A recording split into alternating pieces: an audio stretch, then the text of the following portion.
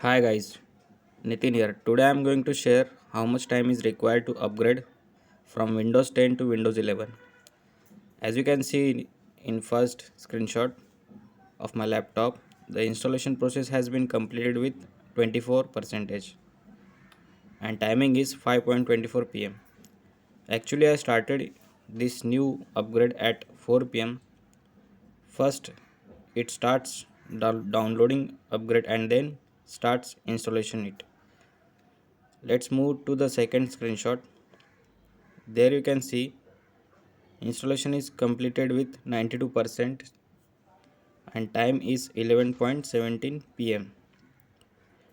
And in the third screenshot, installation is 96% completed and the timing is 12:08 am. So it's took more than 8 hours for me for my laptop, and time required for this installation may be differ as per your PC's configuration.